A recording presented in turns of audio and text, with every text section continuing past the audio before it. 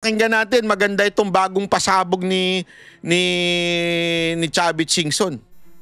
Tuwang-tuwa si President Marcos to show being the president, he shows transparency, accountability, honesty, para maniwala tao. Nawala mic. Mic test, mic test. Para maniwala ang tao sa kanya, unahin niya yung probisa niya. Dahil, para paniwala natin, kung malinis sila, well and good, tulungan pa natin. Yung suggestion ko, makakatulong sa kanya. Kung totoo yung sinasabi niya, malinis. Unahin niya probinsya niya, then probinsya na magkatabi lang kami. Imbestigahan kami lahat. Maski hindi flood control, lahat ng project imbestigahan nila. They're very transparent in Ilocosur. So ipakita niya na ganoon din sila, then maniniwala ang tao. Bakit ayaw galawin? Ang kapwa sa ICI, unahin na Ilocos Norte, para magkaroon ng pagtitiwala sa ating presidente. Sa Senate lang, pinagtakpan na nila. Nung dumating yung Ilocos Norte, hindi na binensyon, tinafpan. Grabe, no? Hanggang lumabas din Ilocos Norte, tapos si Lintuna. Ngayon, sila nagsasabi na wala na raw investigasyon sa flood control. Doon naman tayo ngayon sa Farm to Market Road. So, ibig sabihin, ang daming dadaanan, issue, na nag-divert na sa tunay na issue. Nagsabi ng ICI, ang daming ghost project. Bakit tayo pupunta sa another project?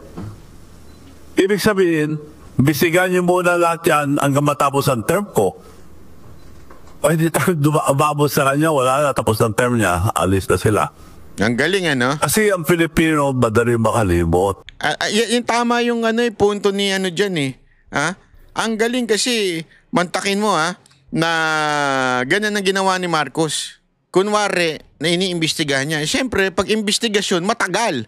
O, tapos na siya, andun na siya, lilipad na naman yan sa ibang bansa, bye-bye na sa atin, wala na, ubos na. So, paalala ko lang sa ating kababayan, yung nangyari sa parents nila, napatalsik, napaalis, due to graft and corruption. Nakakaya nga, nasa book of, Guinness Book of Record, ang tatay nila ang samapalan. Akala ko nilinisin na nila nung inimbita ko na tumulong sa pagtakbo niya sa vice presidency. Ako lang nagsabi na presidente muna, but at that time wala tatalo kay Inday Sara. So ako lang nagsabi na presidente muna, pero pag nag-file si Sara, you have to slide down, I deliberate to talk to Sara, ikaw vice, protected ka na, palakpakan pa yung mga leaders. Mga ulol, sabi no? Niya, thank you, Manong. Yun lang. So all the way tinuruan ko. Pera, lahat, nagkakabaon ng kontribusyon. So, nakalimutan ako, okay lang, wala akong samaan loob doon. Parang ganyan ang buhay eh. Kaya lang may Alzheimer ako, dahil kasi buta na nga eh. Of course, tumulo ako. Eh di, yung mga mayors naman, maraming problema bawat, there are 1,500 municipalities. Halos lahat, siyempre sasabihin nila ang mga problema nila. So, gusto ko man dalhin na, wala na. So, nagtataka kami lahat, okay lang, wala kayong magawa kung yun ang gusto nila. Pinagkantay ako ng pinagkantay for 3 years. Antay ka lang, antay. Hanggang na din antay-Marcos na ako. Yun! So, yun po ang nangyari. Sana po, wag tayong pabudol. Dahil, ang liwanag, sinabi na ang ICI, maraming ghost project. Bakit tayo pupunta sa market route. Bakit pinaibisigan ngayon mga iba? Hindi naman po tayo gago lahat ng mga Pilipino. Parang ginagago na tayo mga Pilipino. Siya naglabas. May Alzheimer nga siya. Dahil hindi niya alam, damay siya. Sila ang target, third biggest beneficiary of the Diskaya. Paano nakakuha si Diskaya ng 31 billion in 3 years na term ni BBM? 31 billion nakuha niya. Matagal na ako sa construction business. Never ako nakatanggap ng 1 billion na nakapag-project ng 1 billion. Ngayon ako pa binibitahan ngayon. Wala kami project ni Diskaya ron. Wala kaming sa akin listahan lahat. Si Diskaya, 31 billion nakuha. Sino nagbigay nun? May connection sa taas. Paano nakarating ang mga Diskaya sa Ilocos Norte? Yun, iniwanag nila bakit nandun. Ano yung mga project niya? Diskaya have 38 projects in Ilocos Norte. Ipakita nila yung mga project nila doon, then we should believe him. Ngayon, ang nangyayari yung diversionary tactic. Iba na ang sinasabi nila. Wala nang flood control. So, yun ang sitwasyon natin ngayon. Ano mangyayari sa ating bansa? Wala nang progress yan. Ang ekonomiya natin, wala nang progress. Retrogression na, retrogress. Hindi progress. Ibig sabihin kabaliktaran ng progress. Yun po mangyayari sa atin o di nila ayusin. Babardart.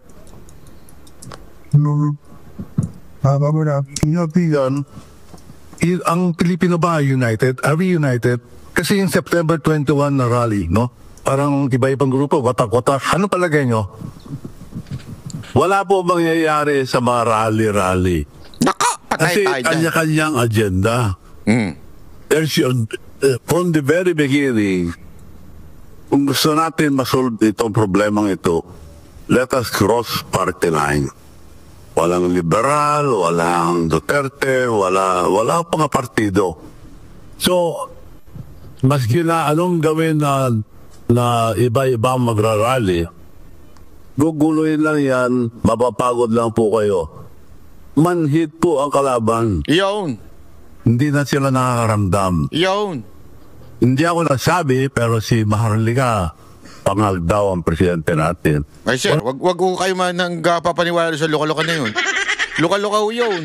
Wag ko kayo masyado nagpapaniwala doon. Hindi, ako naniniwala naman ako na meron talagang kakaiba kay Marcos. Pero doon sa babae na yun, huwag kayo maniniwala, luka-luka yun. Pakiramdam. Hindi niya na alam ang gagawin. So, maski mag-protesta kayo, di magre-resign yan. Actually, yan din ang sinabi ni VP Sara Duterte. Kahit Marcos resign, wala mangyayari. Wala mangyayari. Dahil manhid. Yung sabi niya nga yung tatay nga inabot na mahigit 20 years. Di ba? Hanggang halos matigok na nga tsaka pa talaga na pag-isip na umalis na lang ng Pilipinas I mean, ganun lalo na ngayon, di ba? Sabi nga ngayong panahon ngayon, people will be lovers of themselves. More, di ba? So, ibig sabihin, they will not. Ako, medyo nabago na isip ko na Marcos resign, wag na. Wag na lang. I think, siguro, mas pwede pa nga i-push yung snap election Kasi at least, dun sa snap election, wala nang kulay. Kasi baka, ayan yung sinasabi. Kaya hindi nagkakasundo yung pink, yellow, yung mga, wag na natin kasundo yung terorista. o yung mga nasa middle at saka yung mga Duterte supporter, it's because sino makikinabang if Marcos will resign. Kaya nga parang mas maganda kung tama yung sinasabi ni Cayetano na snap election na lang. Everyone will resign. Yeah? Everyone will resign. Then let's have an election. Oh, sinong gusto maging presidente? Tumakbo. Although yung kay Cayetano kasi ayaw niya na tumakbo yung mga nasa posisyon. Ako okay lang. Okay, basta resign talaga lahat resign. Kasama yung COMELEC chairman. Ang magpapatakbo ng eleksyon sundalo. Ang magpapatakbo ng bansa yung Supreme Court. Yun. Yun ang revolutionary government Tapos, ngayon, sige, tingnan natin. Mag-election tayo. O, di ba? Pero kung magkaisa tayo lahat, kaya ang survey, 20% na lang suporta ng tao, 80% against them. Nasa record yan. Kailangan magkaisa tayo, pabayaan naman natin ang mga kabataan. Pag-aaral man sila o hindi, mga kabataan mag-decide kung kailan ang rally, isa lang. Sundan natin lahat yon, suportahan natin. Dahil future ang mga kabataan ito. Hindi po sa amin. Hindi po sa atin. Mga kinabukasan ng mga kabataan to. So, isa lang. Pero sila mag-decide, hindi mga politician. Sila mag-decide ang date, I'm sure maraming susuporta sa kanila. Yun lang pakiusap ko. Huwag tayo kanya-kanya dahil pinagtatawanan lang tayo. Yun na nga sinasabi. Talagang hindi magiging united kung hindi ganun ang panawagan. Snap election. Mag-unite na tayo. Oh, mga pinklawan, payag na ako. Mga pingtae, tsaka mga dilawang tae. Wag lang natin isama yung mga NPA, ha? Kasi hindi naman talaga, NPA talaga yun. Terorista yun. Gusto nyo kasama terorista? Wag ganun. Tayo magsama-sama tayo. Snap election, lahat resign. Oh. Tapos, mag-election. Tingnan natin kung sino talagang gusto ng taong bayan. Governor, ano basa mo sa military at sa police? Nako ba? Military at police, anong basa mo sa kanila? Are they, Well, concerned? meron akong dito. Abutin natin yung...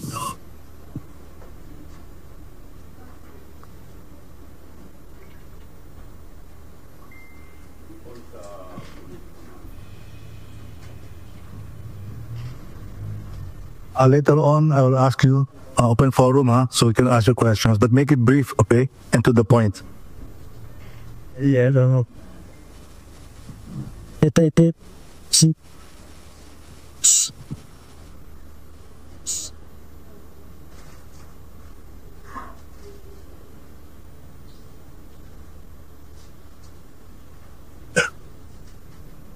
Sino sa inyo ang sumama sa rally September 21? Nando ba kayo?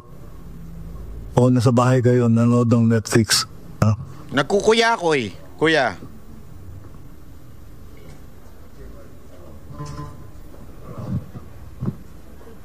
Pero, yung sinasabi yun, yung September 21, magulo po yun dahil kanya-kanya. Yung mga liberal, kami lang, sabi nila. Ang ginawa ko lang, nagpakain lang Kinain naman nila. So, magpunta ko sa kabila, dadalhin ko rin yun. Marami kasi kami portable kitchen, 6.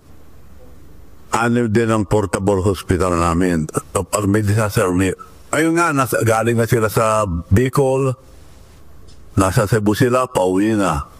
Pagod na ang mga doctors namin. So, umiikot po yun. Now, ako naman, nagpakain lang noong 21. So, maganda naman lahat. Kaya lang may nanggugulo na. Yo! Nung umuwi ako ng hapon, di ba ng crowd? Dumating na yung mga manggugulo. So, doon na lang tayo magpakain sa tabi, sa EDSA ko rin dyan, ako. So, doon ko lang pinarki yung mga ibang truck ko. Kumakain naman lahat ang pupunta, dumadaan. May dumadaan doon na binugbog yung kitchen. O ano nung sinasabi. Bumalik. Naka-black sila, nakamaskara ng black. Noong bumalik, tinanggal yung mask niya. Ano sabi? Pasensya na po, Naka? malaki ang binayad sa amin, sabi niya. Nako po. Nino, sino nagbayad? Sino nagbayad? Nakita niyo yung kwento? Siyempre, nagtulong ito si Chubby Chingson ng food truck, di ba? Yung mga alam mo, yung binibiling truck na may pagkain. Tapos, nung nandun daw, may mga dumaan ng kabataan na nakamaskara. Nakaganon. Alam mo na yun, di ba? Yung pinopromote nung may toyo. Nakamaskara. Di ba sabi ko sa inyo, ayaw nyo maniwala sa akin eh. Yung may toyo na yun. Bayad yun eh. Oh, di ba? Nakamaskara. Binugbog, ginang-ganon daw yung winawasak-wasak daw yung food truck tapos umalis. Bumalik, wala nang maskara. Ano sabi?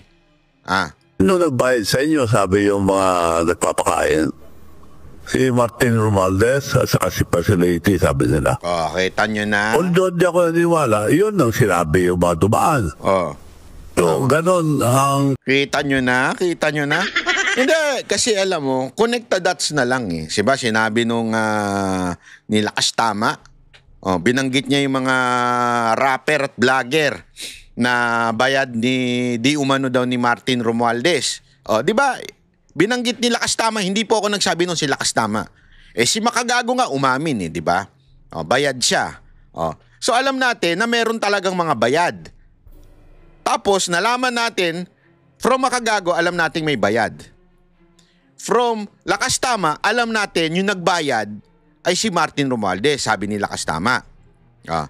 Tapos binanggit yung pangalan ni Boss Toyo. Oh. Si Boss Toyo naman, nag-promote ng rally.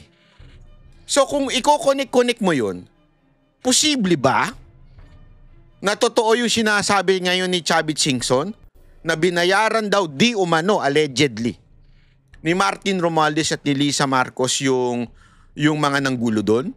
Posible kaya? Through that connection? Kayo na ho mag-conclude. Hindi na po ako. Kayo na mag-conclude. Ang nangyari noong 21. Now, gusto ko lang ipaalala sa mga sundalo, mga pulis. Ano? The constitutional duty of the AFP. Yes. Protector of the people and the state. Yawn. For our mutual education.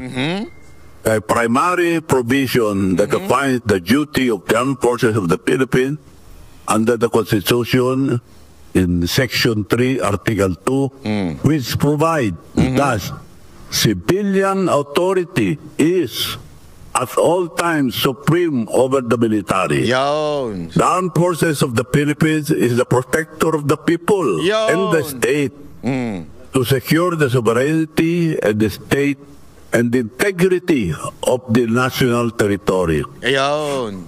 Reading of the above provision does not say that the AFP is the protector of the president and his government. Ayan yung sinabi ni protect the president eh. Buti pa ito si Chavit, alam niya yung konstitusyon. Tanda natin, AFP, you're the protector of the people, not the protector of the pension. Kaya sana, protect the people. Protector of the people and the state, hindi po yung presidente. Yun ang nasa konstitusyon. Ayaw. Kasi sinasabi nila, nasa konstitusyon, protect the president. Hindi po. Should protect the people. Yun po ang question mo. Okay, so Governor, you're suggesting the following. Dapat mag-unite ang mga tao sa rally, no? So isang rally lang at istabi ang mga agenda. Okay, pangalawa, palagyan mo ang military police susuportahan kung maraming tao ang magra-rally at kabataan ang maglilid ng rally. Ang palagay ko kung kabataan na mag-umpisa, marami pong susuporta. Pati mga military, pati mga pulis. Dahil may mga anak din sila. Kinabukasan po ng anak natin lahat. Pati anak ng mga sundalo, anak ng mga pulis.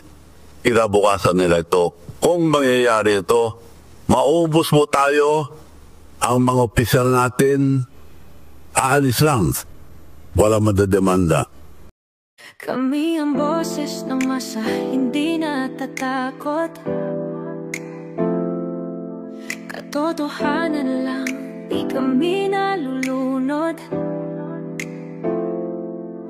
walang bahid ng sismis.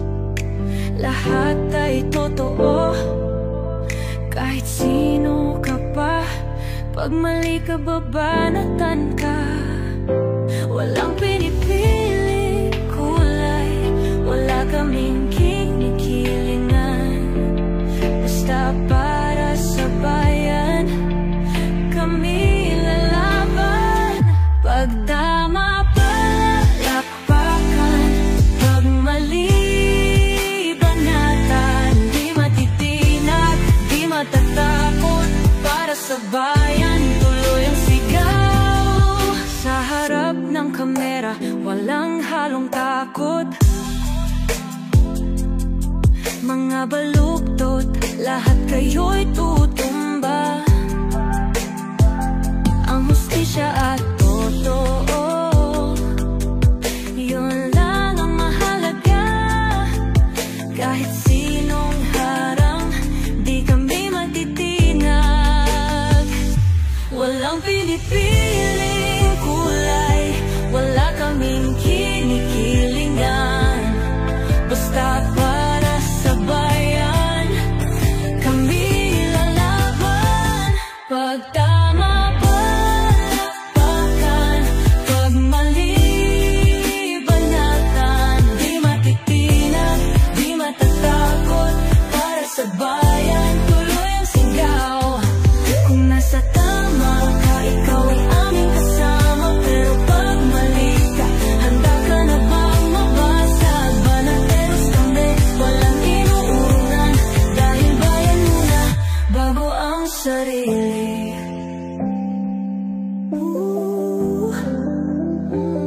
Bago ang sarili.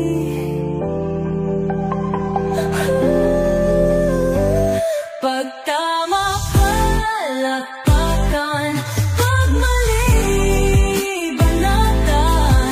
Banateros ang sigaw, katotohanan.